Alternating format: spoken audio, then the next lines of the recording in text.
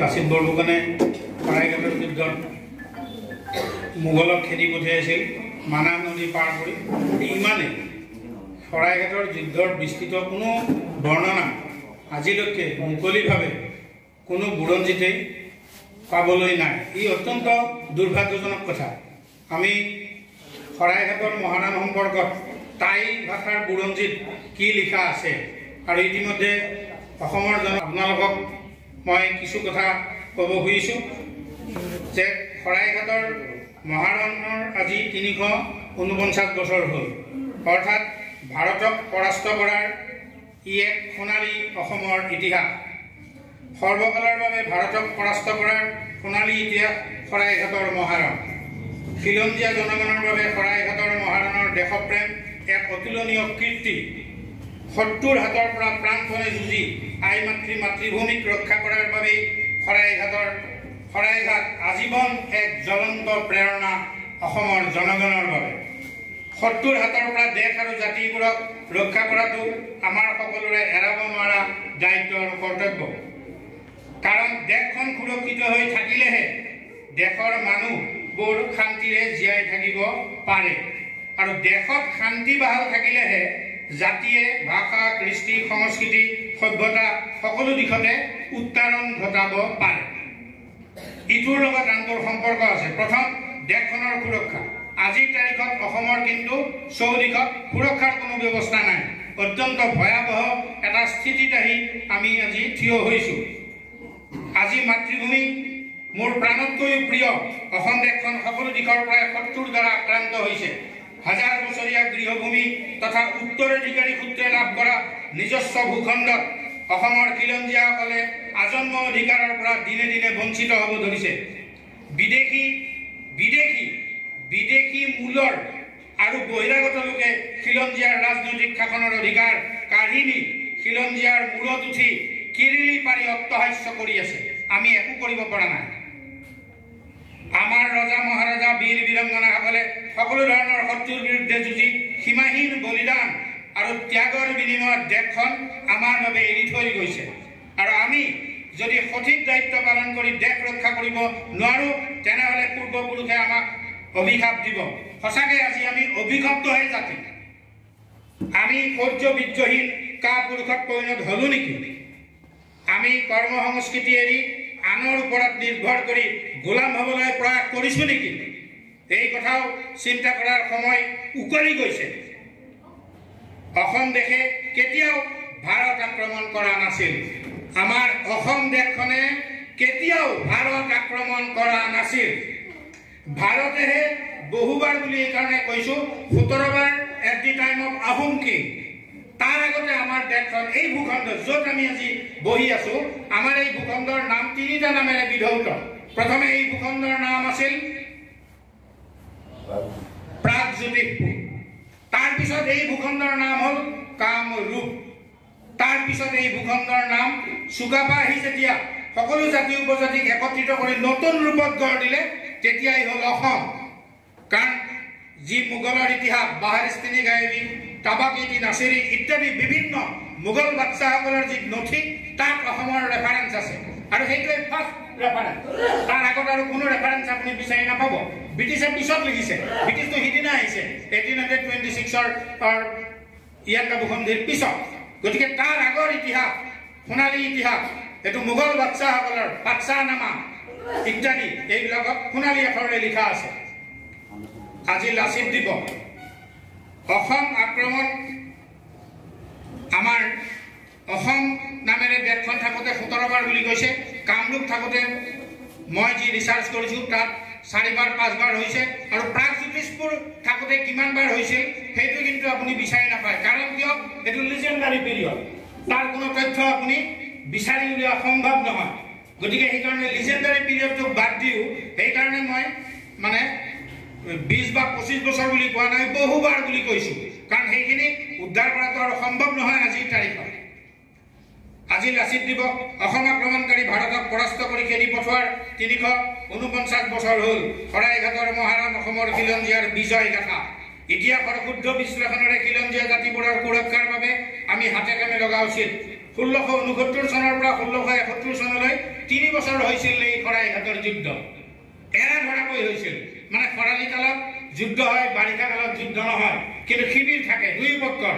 মোগলৰ শিবিৰো থাকে, আমাৰ অসমৰো শিবিৰ থাকে, দুয়োফালে শিবিৰ থাকে, কিন্তু বানপানীৰ সময়ত যুদ্ধ নহয়। গতিকে 3 বছৰ ধৰি যুদ্ধ হৈছে, এবছৰ নহয়। 1669 পৰা 1671 লাষ্ট ৰৈ হৈছে যুদ্ধ। আৰু আমি আচলতে জিকিছো গেৰিলা যুদ্ধৰে। অসম তথা উত্তৰ পূৰ্বাঞ্চলৰ ইতিহাস গেৰিলা যুদ্ধৰ ইতিহাস। গেৰিলা যুদ্ধৰে লাখ লাখ সেনাক খেদিব পাৰি। গতিকে আজিও আমাক যিবিলাক শত্ৰুৱে জোকাই আছে, আজি যিবিলাক শত্ৰুৱে আজি আমাক বুকুত কামোৰ মাৰিছে, সিহঁতক খেদিবৰ কাৰণেও আচলতে গেৰিলা পদ্ধতি উত্তম পদ্ধতি। সেইটো মুকলিভাৱে ক'বৰ কাৰণে মোৰ কোনো দ্বিধা আশংকা নাই। ভাৰত চৰকাৰক লিখিতভাৱে আমি এই কথা বহুতবাৰ আমি কৈছো, আৰু যাৰ কাৰণে ভাৰতৰ বিৰুদ্ধে 9টা গোচৰ সুপ্ৰিম কোৰ্টত আমি চলাই আছো। তাত এনেকুৱা নথি দিয়া হৈছে যিবোৰ নথি কোনো মানুহে দেখা নাই, জনা নাই, কিন্তু by the grace of the God and the people's will আমি সেইটো ডিস্কভাৰ কৰিছো, আৰু সেইবোৰ আমি দি চৰকাৰক সুপ্ৰিম কোৰ্টক কব্জা কৰিছো, যাৰ কাৰণে সাংবিধানিক বিচাৰপীঠলৈ গোচৰ পঠাব বাধ্য হৈছে। আৰু সাংবিধানিক বিচাৰপীঠেহে আচলতে এই গোচৰৰ চূড়ান্ত ৰায়দান দিব, আৰু দিব লাগিব। ভাৰত সম্ৰাট বাদশাহ আছিল তেতিয়া ঔৰংগজেব। ঔৰংগজেবে 1668 চনৰ 6 জানুৱাৰীত অম্বৰৰ ৰজা, পাঞ্জাৱৰ ওচৰৰ এটা প্ৰভিন্স, অম্বৰৰ ৰজা ৰাজাৰাম সিংহক অসম আক্ৰমণ কৰিবলৈ নিৰ্দেশ দিছিল। তেওঁক পাতিছিল commander in chief of the Indian army. ভাৰতীয় সেনাবাহিনীৰ সৰ্বাধিনায়ক পাতিছিল কাক? অম্বৰৰ ৰজা ৰাজাৰাম সিংহ। আৰু অম্বৰখনো দখল কৰিছিল ঔৰংগজেবে। আৰু সেইকাৰণেই তেওঁক মাতি আনি কৈছিল যে তুমি এই বিশাল সেনাবাহিনীৰ নেতৃত্ব লৈ তুমি অসম আক্ৰমণ কৰিব যোৱা। তেতিয়া ভাৰতৰ প্ৰধানমন্ত্ৰী আছিল জাফৰ খান উমদত উল মুল্ক, আৰু তেওঁক কৈছিল যে তুমি যুদ্ধৰ সকলো ব্যৱস্থা কৰা। এতিয়া কথা হ'ল, ৰজা ৰামসিংহক যেতিয়া এই হুকুম জাৰি কৰিলে, ৰজা ৰামসিংহ আহি যেতিয়া ঔৰংগজেবৰ পৰা সেই হুকুমনামা লাভ কৰিলে, তাৰ পিছতেই গৈ তেওঁ মাকক ক'লে যে আই মোক অসম আক্ৰমণ কৰিবৰ কাৰণে যাব কৈছে সম্ৰাট ঔৰংগজেবে। তেওঁ মাকে লগে লগে খন্দা কটা আৰম্ভ কৰিছে।